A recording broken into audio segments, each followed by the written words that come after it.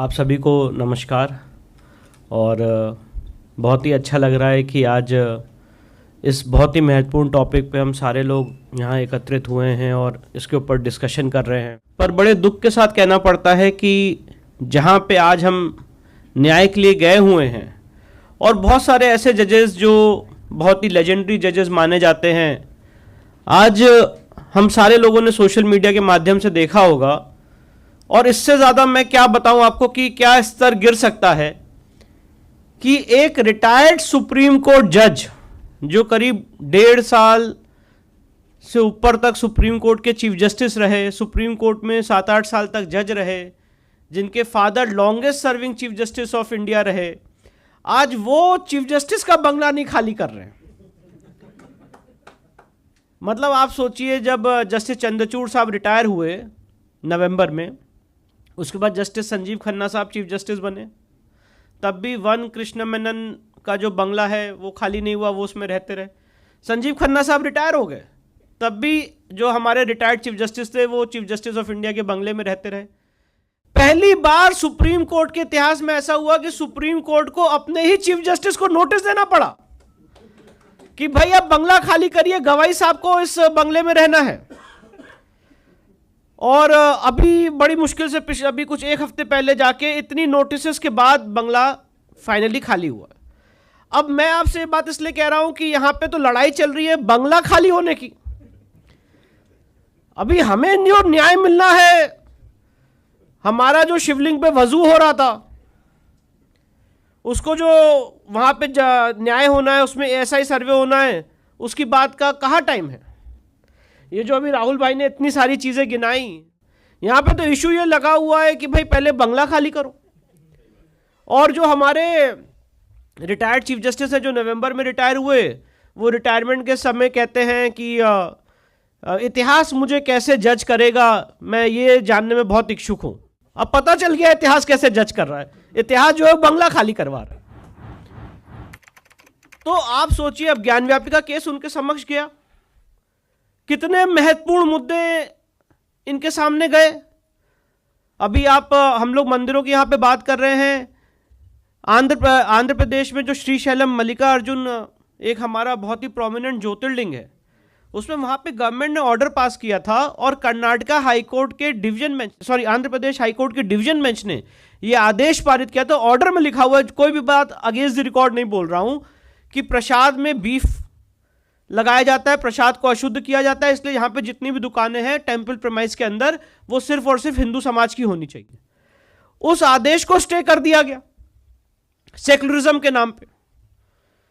तो एक जो लड़ाई है, जैसे राहुल भाई ने यहाँ पे आपके सामने बताया, रवि जी ने बताया, फंडिंग की तो इशू है ही है, पर सबसे बड़ा एक आज हम सारे लोगों को कलेक्टिव होके आज कोर्ट में हमारे खिलाफ क्या क्या चीजें चल रही हैं उसके खिलाफ बहुत ज़्यादा जागरूक होने की ज़रूरत है।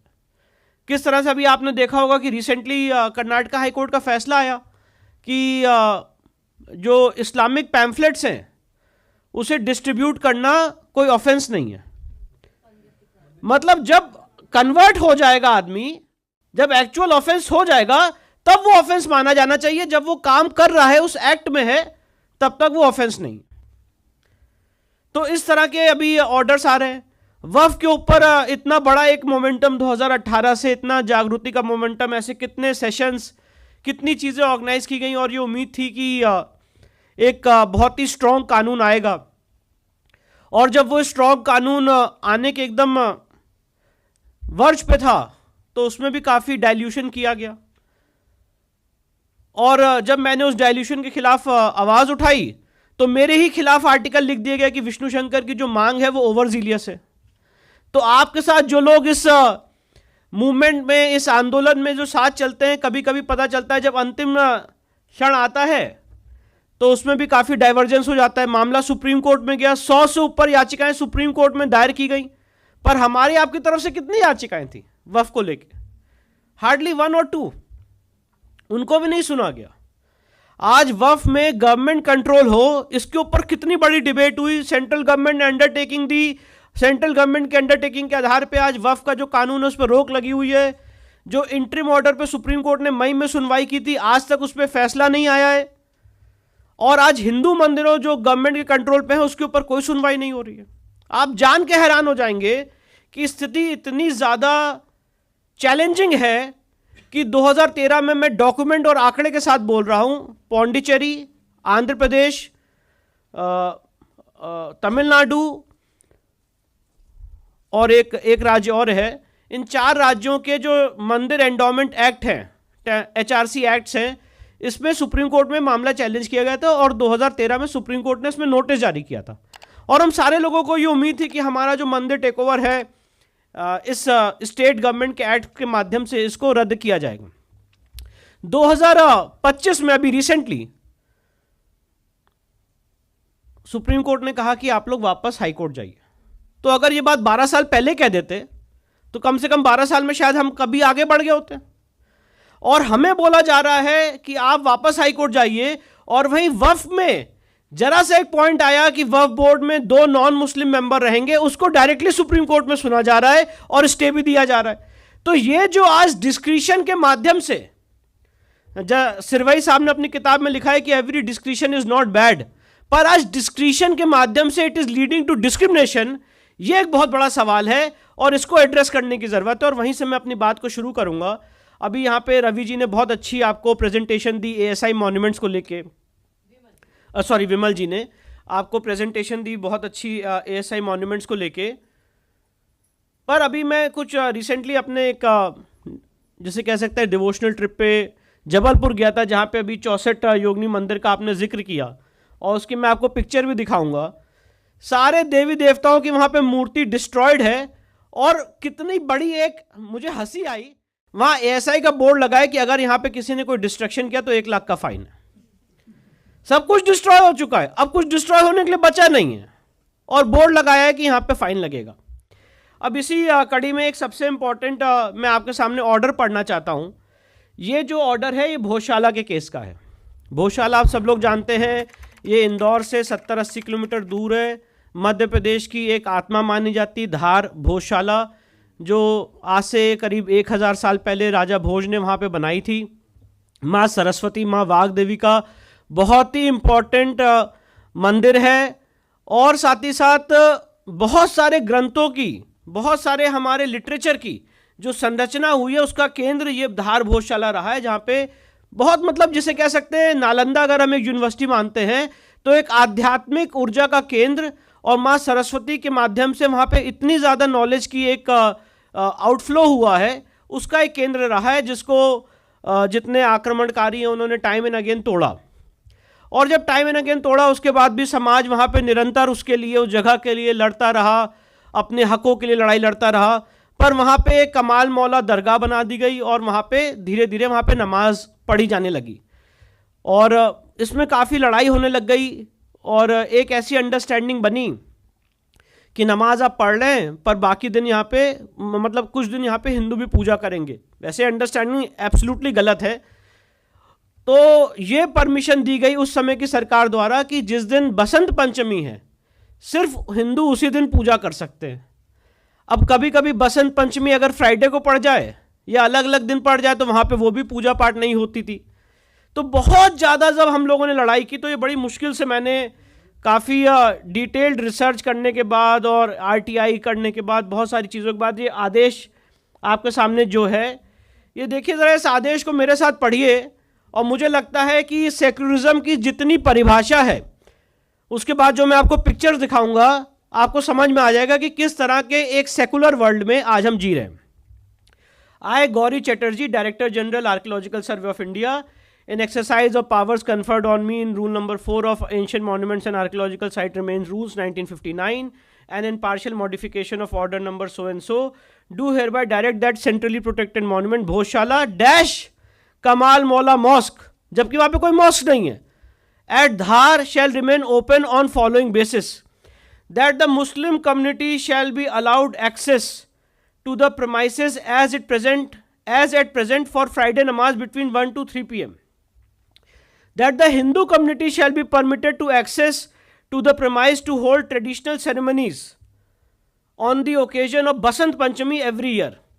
That the Hindu community shall be permitted access to the premise free of charge every Tuesday from sunrise to sunset so and so.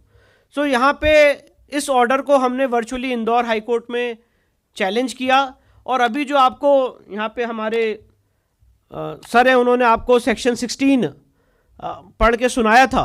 Section 16 के एग्जैक्ट वर्ड क्या है कि if there is any temple or place or any religious place of worship which is a shrine or a religious place of worship, the ASI will not do anything inconsistent with its character. मतलब सबसे पहले ASI protected कोई भी अगर एक religious site है तो ASI को यह निर्धारित करना है कि उसका रिलीजियस कैरेक्टर क्या है, उसका धार्मिक स्वरूप क्या है, और उसके बाद ASI को वही काम करना है जो उसके धार्मिक स्वरूप के according in accordance with the religious character हो। मतलब फॉर एग्जाम्पल अगर कोई जगह मॉस्क है और वो ASI प्रोटेक्टेड है तो ASI will not do anything inconsistent with its character. मतलब उसके नेचर, उसकी प्रकृति, उसके स्वरूप के खिलाफ ASI काम नहीं करेगा, ये एक्ट का मैंडेट है। उसी तरह से अगर किसी जगह मंदिर है तो ASI कोई भी ऐसा काम नहीं करेगा जो मंदिर के ओरिजिनल कैरेक्टर के अगेंस्ट हो। ये सेक्शन 16 सब क्लॉज 1 का मैंडेट है। अब आप देखिए, ये भोजशाला का पूरा मैप है जो अभी समय इंदौर हाई कोर्ट में केस चल रहा है, और हमने जब पिटिशन की थी तो जस्टिस धर्माधिकारी साहब ने इसमें ASI सर्वे का ऑर्डर किया, और ASI सर्वे का ऑर्डर जो मैं आपके सामने बात रख रहा हूं उसी आर्ग्यूमेंट के बेसिस पे किया गया कि यहां का रिलीजियस कैरेक्टर क्या है, इसको पहले डिफाइन किया जाए। और 98 डेज के सर्वे के बाद वही ASI जिसने 7 अप्रैल 2003 को यह आदेश पारित किया जो मैंने आपको दिखाया, ASI ने यह रिपोर्ट दी है कि यह पूरी जगह एक हिंदू मंदिर का प्रांगण है। अब आप देखिए, यह मां वाग देवी की मूर्ति है जो आज भी लंदन के म्यूजियम में रखी हुई है, और उनका शर्त यह है कि जब हम उसको वापस तभी देंगे जब आप इसको ओरिजिनल जगह पे स्थापित करेंगे। ये जो संस्कृत के यंत्र और श्लोक हैं वो आज भी वहाँ पे मौजूद हैं। ये ओरिजिनल जो साइट है उससे हमने फोटोग्राफ लिए, प्रोफेशनल फोटोग्राफ्स हैं, और ये सारी हाई कोर्ट के रिकॉर्ड का भी पार्ट है। तो कोई भी चीज़ ऐसी नहीं है जो अगेंस्ट द रिकॉर्ड मैं आपके सामने रख रहा हूँ। ये यहाँ की आप देख सकते हैं कि कोई भी कह नहीं सकता है कि ये कोई मुस्लिम आर्किटेक्चर है। ये सारा एक वैदिक गैलरी, पिलर्स, ये सारा एक पूरा वैदिक आर्किटेक्चर है। और इस समय यहाँ पे स्थिति ये है कि जब वो यहाँ पे नमाज़ पढ़ने जाते हैं आज भी, क्योंकि 7 अप्रैल 2003 का ऑर्डर वैलिड है, तो इन जगहों पे जो हिंदू चिन्ह हैं उनको वो लोग हर दिन जब भी नमाज पढ़ने जाते हैं उसको मिटाने की कोशिश करते हैं। जो बीच में अभी मैं आपको हवन कुंड दिखाऊंगा उस पर थूकते हैं। और ये जो मेन मंदिर का गर्भगृह है, यहाँ पे एक ऐसे सीढ़ी बना रखी है जहाँ पे इनके इमाम लेक्चर्स देते हैं और मेन यहाँ से नमाज मंदिर प्रांगण के अंदर ही नमाज पढ़ी जाती है। जबकि ASI की रिपोर्ट ये कह रही है कि एक हिंदू मंदिर का परिसर है। पर 7 अप्रैल 2003 में एक ऐसी सेकुलरिज्म की मानसिकता में हम लोग आप जी रहे थे कि आप मंदिर के अंदर आके नमाज भी पढ़ लो और आप मंदिर के अंदर जाके पूजा भी कर लो, जो टोटल दोनों चीज़ें एक दूसरे के विरोधाभासी हैं। ऐसा 7 अप्रैल 2003 का ऑर्डर पारित किया गया जो मैंने आपको अभी पढ़ के सुनाया। तो जो ASI की आज यहाँ पे बात हो रही है, ये जो दरवाज़ा है इसके अंदर भी काफ़ी चीज़ें हैं जो अभी ASI के कब्ज़े में हैं। ये सारी हमारे मंत्र और संस्कृत के श्लोक्स हैं। ये बीच में हवन कुंड है जिसको अभी भी खंडित करने का प्रयास किया जाता है। ये हिंदू स्टाइल में कार्व सीलिंग्स हैं। ये सारी चीज़ें वहाँ पे आज भी मौजूद हैं। इसी तरह से हम सारे लोग जानते हैं कुतुब मीनार की भी PPT है हमारे पास, जिसमें वहाँ लिखा हुआ है कि 27 जैन मंदिर और हिंदू मंदिर को तोड़ के ये कुव्वतुल इस्लाम मस्जिद बनाई गई। इस्लाम की कुव्वतुल इस्लाम मस्जिद मतलब होता है इस्लाम की ताकत दिखाने वाली मस्जिद। और वहाँ पे गणेश जी और अलग अलग हिंदू देवी देवताओं की किस तरह से आज भी कटी हुई मूर्तियाँ उस प्रांगण में मौजूद हैं। ये सारी चीज़ें हम लोगों ने देखी हैं। उसका भी केस, तो मैं आपको एक्चुअली कुछ फ़ोटोज़ दिखाना चाहता था। उदयपुर में जो जहाँ पे महाराणा प्रताप का एकलिंग जी का मंदिर है, उससे ठीक 5 किलोमीटर दूर पे एक मंदिर है, सास बहू का मंदिर। और ये सास बहू का मंदिर ASI प्रोटेक्टेड मंदिर है। यहाँ पे बाहर ASI का बहुत भव्य और दिव्य बोर्ड लगा हुआ है, ASI प्रोटेक्टेड मॉन्यूमेंट। और यहाँ पे इस समय स्थिति यह है कि कोई देवी देवता का अस्तित्व नहीं है। टोटल वहाँ पे इस समय वेडिंग फोटोग्राफी, वेडिंग शूट्स इस सास बहू टेम्पल में हो रहे हैं। और ऐसे एएसआई प्रोटेक्शन का क्या मतलब है जहां पे एएसआई ने सिर्फ अपना बोर्ड लगा रखा है नाम के लिए। तो ये सास बहू टेम्पल की पिक्चर्स हैं कुछ, ये मैं वहाँ पे स्वयं गया था। और ये जो मैंने आपको अभी दिखाया इसके अंदर, ये गर्भगृह के अंदर कोई भी देवी देवता नहीं है, और वहाँ पे लोग जाते हैं शाम को, अलग अलग तरह के जो काम होते हैं वो सारी चीज़ें की जाती हैं। और इस तरह से पूरा डिस्ट्रॉयड प्रेमाइसेस है, और एएसआई का बोर्ड लगा हुआ है कि ऐसे देखिए कितना अच्छा बोर्ड लगा है। इसको मैंने बहुत जूम करके पढ़ा भी, क्या कहता है ये board. Assigned view to earlier 11th century, this twin Vaishnav temple, popularly known as Sas Bahu, are more evolved style, prone to profuse ornamentation and entered through a detailed। अब ये पूरा इन्होंने कंसेप्ट दिया है और अंदर सब डिस्ट्रॉयड है। तो कहने का पर्पस ये है कि एएसआई ने सिर्फ ये जो मैं आपको बता रहा था 64 योगिनी का टेम्पल है जिसमें सारी स्ट्रक्चर्स और आइडल्स डिफेस्ड हैं, वहाँ पे बाहर एएसआई का बोर्ड लगा हुआ है। क्या कहता है बोर्ड, यहाँ पे पूजा हो रही है एक मेन गर्भगृह में, बाकी सारे जो 64 योगिनी हैं वो सारी डिफेस्ड हैं, सब डिस्ट्रॉयड हैं, जैसे कि अभी आप यहाँ पे इस पोस्टर में आइडल देख रहे हैं।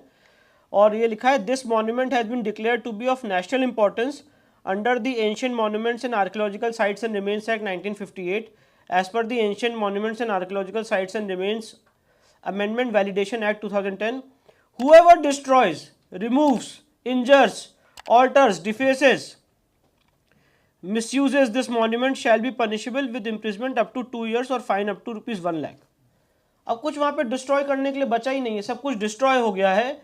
यहाँ पे रेस्टोरेशन की बात होनी चाहिए, जैसे कि ये भाई साहब ने बताया, पर रेस्टोरेशन की बात नहीं हो रही। ये सब वहाँ पे जो डिस्ट्रॉयड आइडल्स हैं 64 योगिनी में जो 44 नंबर, वैसे तो बहुत सारी पिक्चर्स है, पूरी 64 की 64 डिस्ट्रॉयड है, मैंने कुछ पिक्चर्स ली हैं 42 नंबर 44। देखिए किस तरह से ये डिस्ट्रक्शन किया गया, कितना मतलब एक कितनी बड़ी नफरत है। मैं इसको ऐसे कहना चाहता हूं, एक बहुत बड़ी नफरत है आइडल वर्शिपर्स के खिलाफ, और ये जो डिस्ट्रक्शन है ये क्लियर तौर पे उस नफरत को रिप्रेजेंट करता है कि किस तरह से जो देवी देवता है उनका पूरा अस्तित्व मिटाने के लिए, उनको पूरा काटने के लिए, जो कुतुब मीनार में भी दिख रहा है, जो 64 योगिनी में दिख रहा है, जो भोजशाला में दिख रहा है, जो सास बहू में दिख रहा है, ये सारी चीजें ये दिखाने का एक प्रयास है। ये देखिए एक बड़ी इंटरेस्टिंग आपको मैं मंदिर की बात बताना चाहता हूँ। ये कर्नाटका में मंदिर है, ये भी प्रोटेक्टेड मॉन्यूमेंट है और हम्पी में, और ये माल्यावंत रघुनाथ टेम्पल है, और इसको भी कहते हैं एएसआई प्रोटेक्टेड है, और ये बहुत ही जीर्ण शीर्ण अवस्था में है। कोई भी एएसआई यहाँ पे मेंटेनेंस का काम नहीं कर रही है। यहाँ पे माना जाता है कि भगवान राम ने वनवास के दौरान अपना चातुर्मास इसी मंदिर में यहाँ पे उन्होंने किया था, और यहाँ पे भी अभी कोई मतलब पूजा पाठ बड़ी मुश्किल से हो रही है, पर मंदिर जो है बहुत ही एक जीर्ण शीर्ण अवस्था में है। इसका कोई भी मेंटेनेंस, जैसे कि अभी हम हुमायूं टूम की बात कर रहे थे, यहाँ पे ऐसा कुछ भी नहीं है।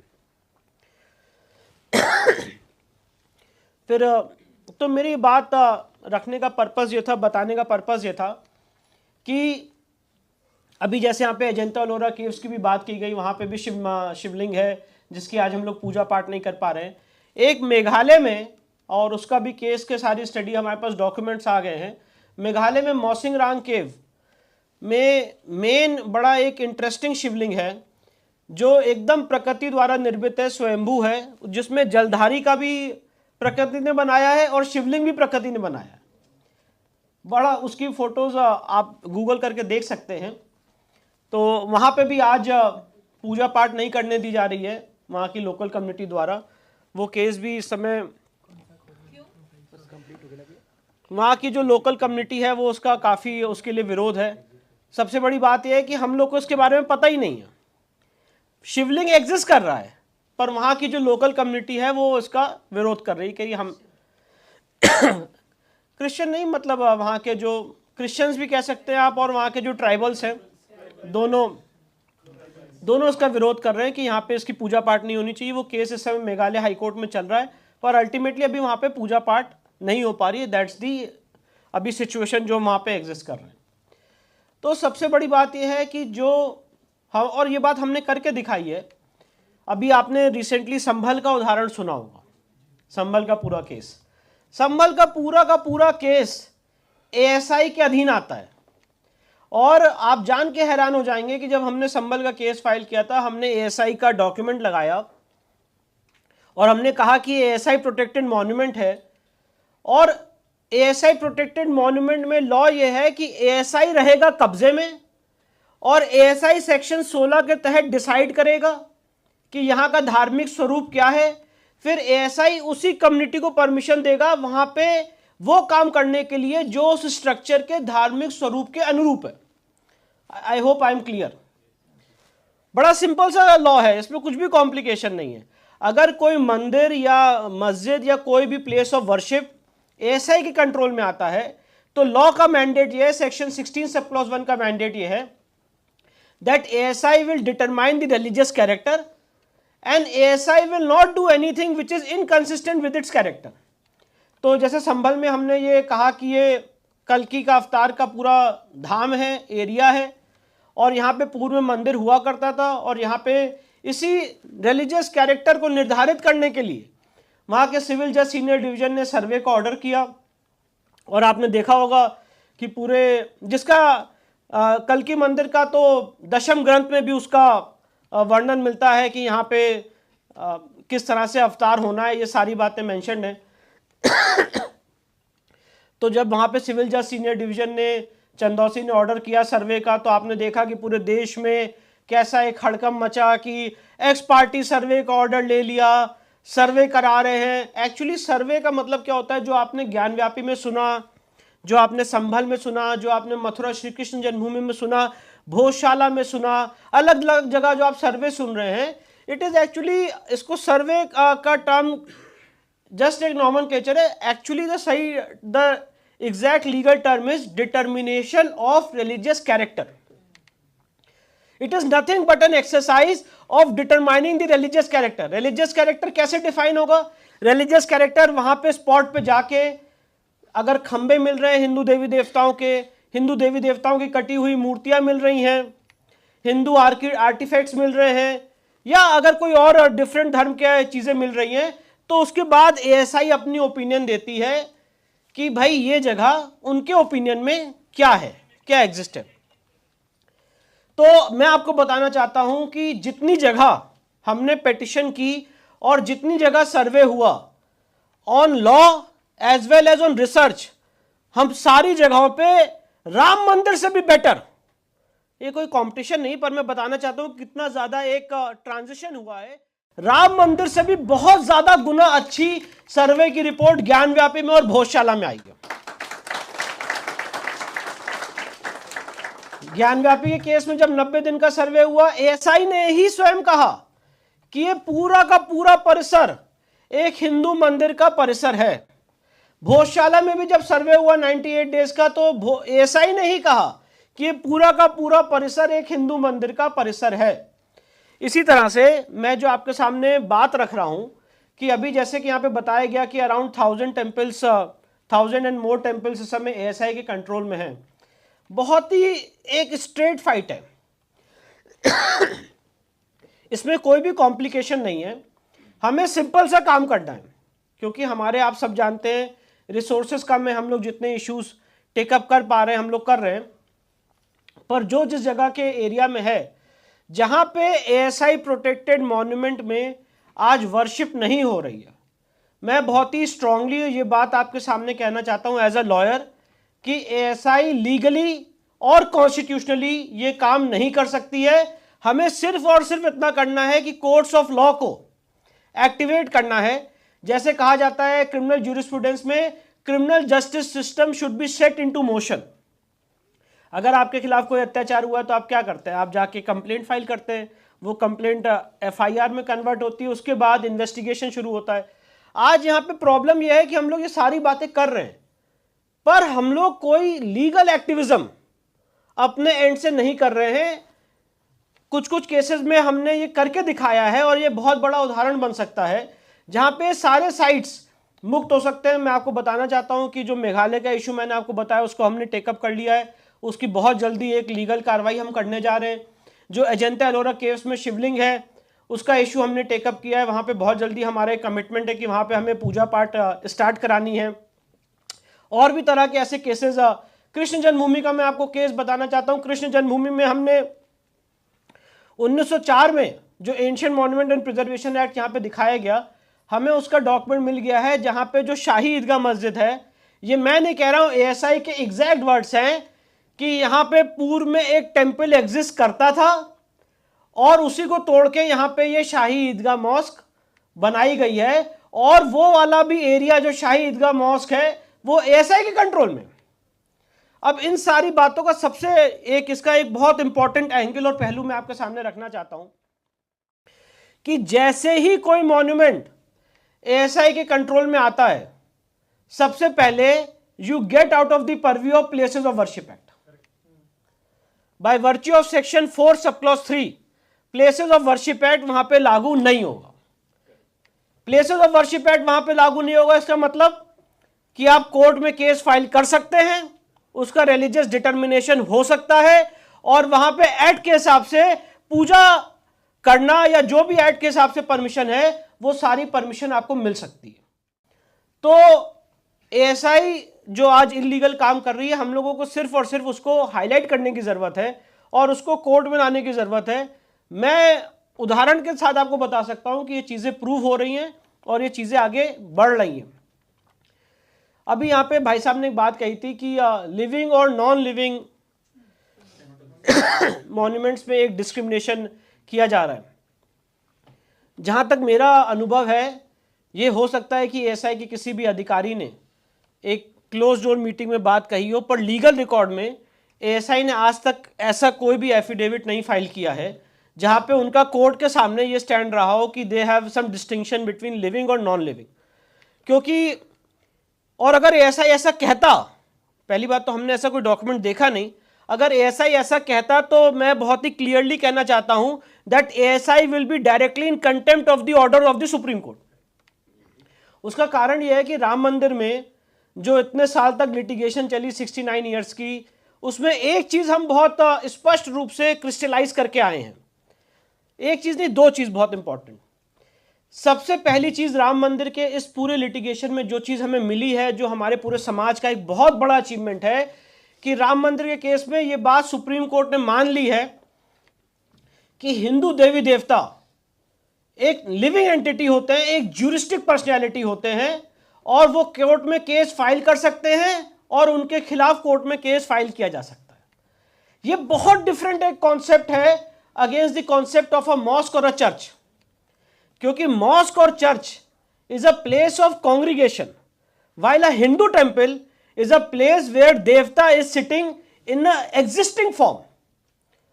और पराशरन साहब ने सुप्रीम कोर्ट में यह भी आर्ग्यूमेंट रखा था राम मंदिर की उस पूरी हियरिंग के दौरान कि मंदिर का अस्तित्व होने के लिए देवता का होना जरूरी नहीं है। ऐसे बहुत सारे मंदिर है इस देश में।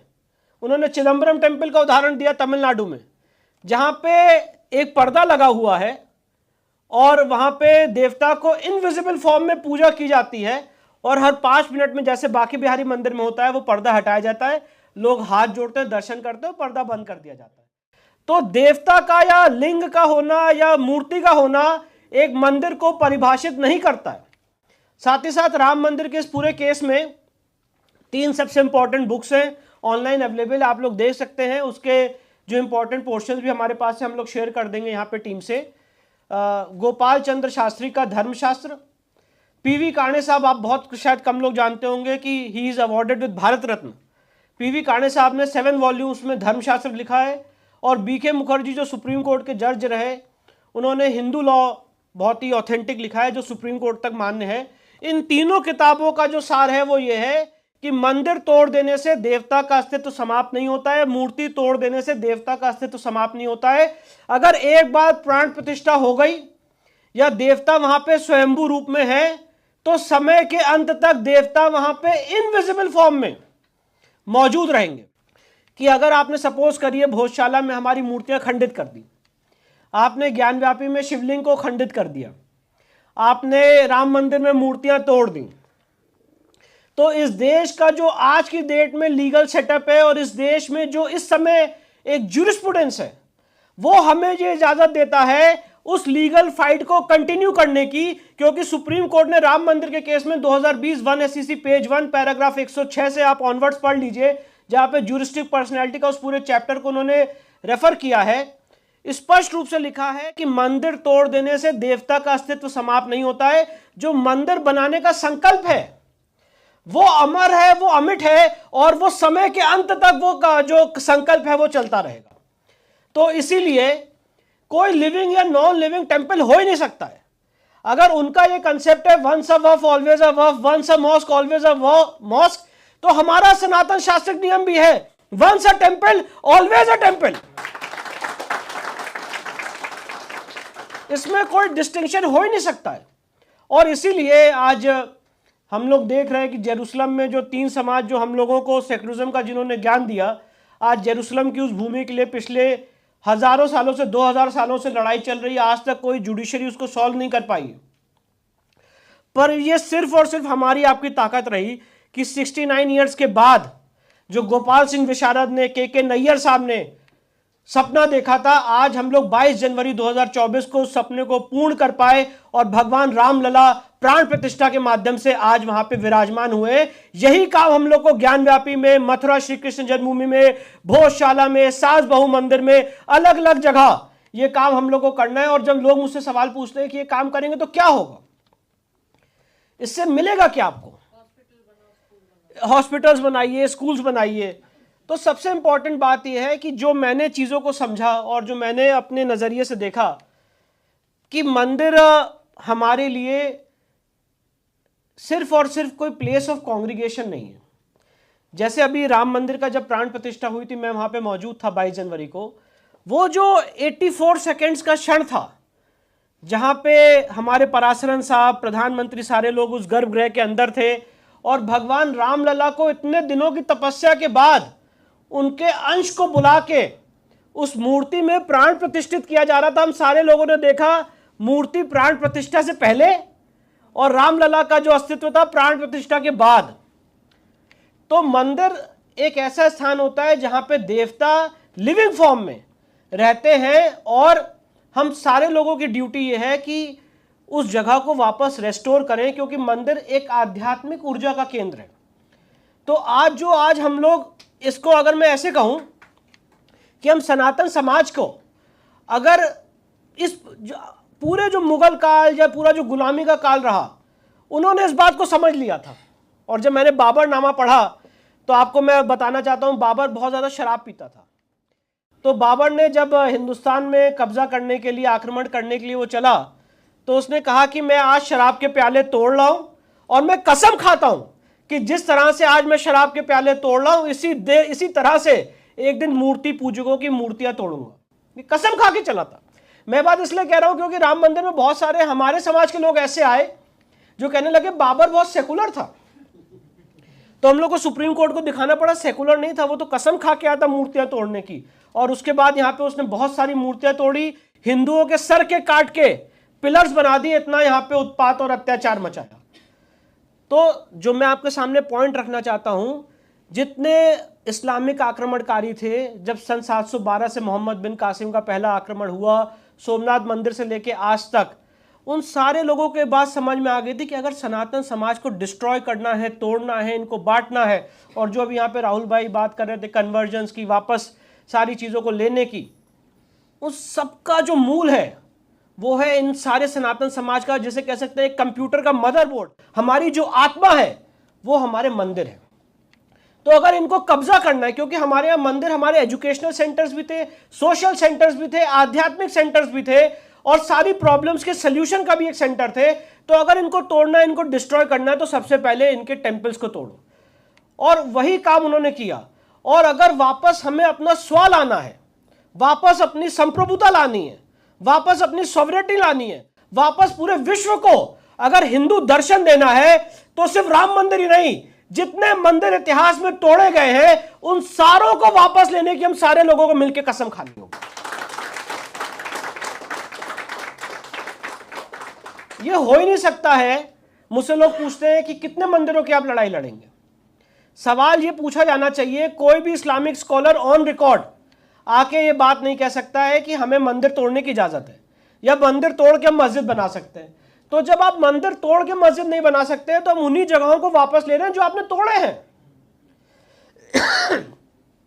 आज जब पूरा ज्ञानव्यापी का सर्वे हुआ था 22 जनवरी को, तो सर्वे के दौरान 16 मई 2022 को, और उसकी वर्षगांठ हर साल मैं अकेले सेलिब्रेट करता हूं ट्विटर पे डाल के कि लोग भूले नहीं, 16 मई 2022 को सोमवार के बुद्ध पूर्णिमा के दिन बहुत बड़ी घटना हुई थी इस देश के इतिहास में। और जो बात मैं बोल रहा हूं याद रखिएगा, ये रिकॉर्ड हो रहा है। हो सकता है कि आज के पॉलिटिकल स्पेक्ट्रम में ये चीजें फिट नहीं हो रही हो, कभी किसी की कोई टाइमलाइन होगी, पर ये बात मेरी याद रखिएगा कि ये चीज निकल के आएगी कि 16 मई 2022 को जो ज्ञानव्यापी में बरामद हुआ था वो कोई फाउंटेन नहीं था, वो शिवलिंग है। ये सारी बातें इसलिए दबाई जा रही हैं क्योंकि जिस दिन यह स्थापित हो गया कि यह शिवलिंग है, वहां पे पूजा पाठ से कोई नहीं रोक पाएगा। काशी के लोग हमसे और आपसे बहुत ज्यादा, मैं क्या शब्द प्रयोग करूं, वहां पे 1 मिनट भी आप रोक नहीं पाएंगे। इसीलिए सारी बातें दबाई जा रही हैं कि वो शिवलिंग नहीं है, फाउंटेन है, उदयपुर फाइल्स बन रही है, सारी चीजें ठीक है, वो एक घटना हुई, पर जो रियल इशू था, जो रियल बात है, वो है 16 मई 2022 को ज्ञानव्यापी में, उस तथाकथित ज्ञानव्यापी मस्जिद के वजू टैंक में शिवलिंग बरामद होना। फाइल्स का नाम था ज्ञानव्यापी फाइल्स, और सेंसर बोर्ड ने ज्ञानव्यापी फाइल्स नहीं बनने दी, उसकी बन गई उदयपुर फाइल्स। तो सबसे इंपॉर्टेंट ये विषय है, और ये बात कभी देखिएगा उभर के सामने आएगी। तो मैं इसलिए बात कह रहा हूं कि ये बहुत बड़ा कोर है। और अपनी बात, आखिरी एक बात और बताने से उसके बाद मैं फिनिश करूंगा। राम मंदिर के केस में हम लोगों को एक बहुत बड़ा अचीवमेंट और हुआ। एक जो लोग बात करते हैं सेकुलरिज्म की और कंसेप्ट्स की एक होने की, या भाईचारे की, या कि हाँ सारे लोग साथ में, आप लोग सुनते होंगे क्यों को एग्जिस्टेंस की, कि को एग्जिस्ट कर सकते हैं और सारी चीजें एक बराबर ही हैं। एक बराबर नहीं है। हम एक दूसरे की म्यूचुअल रिस्पेक्ट करें, दैट इज सेपरेट, पर एक बराबर नहीं है। उसका एक सबसे अच्छा उदाहरण है सिख समाज का। राम मंदिर के केस में पैराग्राफ 200 ऑनवर्ड्स अगर आप उसको अध्ययन करेंगे तो एक बड़ी इंटरेस्टिंग घटना है इतिहास की, उसको बता के मैं अपनी बात को फिनिश करूंगा। एक इशू उठा कि जो गुरु ग्रंथ साहिब है उसके नाम पे कुछ प्रॉपर्टी दर्ज की गई थी। तो हुआ यह कि एक किताब के नाम पे प्रॉपर्टी कैसे दर्ज की जा सकती है, how can a book hold a property, और ये मामला सुप्रीम कोर्ट तक पहुंचा। और सुप्रीम कोर्ट ने श्री गुरु ग्रंथ साहिब को एक ज्यूरिस्टिक पर्सनैलिटी माना और यह कहा कि Guru Granth Sahib can hold a property. ये जो प्रिविलेज है, ये जो प्रिविलेज है जो हमारे जुडिशियल सिस्टम ने, हमारे ज्यूरिस्प्रूडेंस ने हमें दिया है, ये किसी और चीज के लिए नहीं है, क्योंकि उनके कंसेप्चुअली फर्क है, कंसेप्ट में ही फर्क है। अगर आपको नमाज पढ़नी है तो आप एयरपोर्ट में भी पढ़ सकते हैं, आप रेलवे स्टेशन में भी पढ़ते हैं, आप अलग अलग जगहों पे पढ़ते हैं। और इस्माइल फारूकी के केस में सुप्रीम कोर्ट ने कहा कि मॉस्क इज नॉट, मैं नहीं कह रहा हूं, सुप्रीम कोर्ट ने कहा, पढ़ लीजिए, mask is not an essential feature of Islam. और राजीव धवन साहब ने दीपक मिश्रा साहब के सामने यह आर्ग्यूमेंट किया था कि इस जजमेंट को लार्जर बेंच को रेफर किया जाए, उसको भी 3 जजेस ने रिजेक्ट कर दिया 2:1 की मेजोरिटी से। तो ज्यूरिस्प्रूडेंस वाइज हम लोग काफी हद तक स्ट्रॉन्ग फुटिंग पे हैं। सिर्फ और सिर्फ इस समय नीड ऑफ द आवर ये है कि जो ज्यूरिस्प्रूडेंस लेवल पे हमारी पूरी सिविलाइजेशन ने 69 ईयर्स तक अचीव किया है, आज उसको जमीन पे उतारने की, धरातल पे उतारने की, लीगल एक्टिविज्म करके, कोर्ट के जो दरवाजे हैं उसको खटखटा के उसको आगे बढ़ाने की जरूरत है। हो सकता है कि इस मुझसे लोग पूछ रहे हैं कि कोर्ट में तो बहुत टाइम लगेगा। भाई आप मुझे बताइए कि अगर गोपाल सिंह विशारद ने 1950 में मुकदमा नहीं दायर किया होता तो आज हम लोग ये दिन भी नहीं देखते।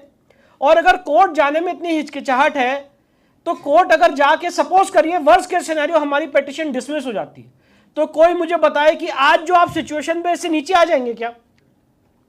भोजशाला में जिस तरह से 7 अप्रैल 2003 का ऑर्डर चल रहा है वो वैसे ही चलता रहेगा। कुतुब मीनार में जिस तरह से आज हालत है वो वैसी चलती रहेगी। जो अलग अलग जगह जो हालत चल रही वैसी चलती रहेगी। कोर्ट में जाके मुझे लगता है कि कोई मतलब कुछ चीज आप लेके ही आएंगे। और जो हमारी स्ट्रॉन्ग लीगल रिसर्च है, इसको अगर मेरे पास पूरा वो एक वीडियो भी है, मैंने शेयर, आज ये चल नहीं पाया नहीं तो 4 मिनट का वीडियो है कि किस तरह से हमने कोर्ट में आर्ग्यूमेंट करके, जो इंदौर हाई कोर्ट ने जस्टिस धर्माधिकारी ने भोजशाला में ऑर्डर किया था सर्वे का, क्या हम लोग आर्ग्यूमेंट कर सकते हैं? क्योंकि हर जगह तो हम नहीं पहुंच सकते, समाज के अलग अलग लोगों को सामने आना पड़ेगा या अपने आप को मजबूत करना पड़ेगा। तो उन चीज़ों को, उस पैटर्न को अडॉप्ट करके आज हम लोग पूरे देश में ये जितनी साइट्स आज यहाँ पे भाई साहब ने मेंशन की हैं, उन सबको हम लोग वापस लाने के लिए सक्षम है। लॉ इसकी इजाजत देता है, सिर्फ और सिर्फ इस समय जरूरत है कि हमें आपको अवेयर होना है। Thank you so much.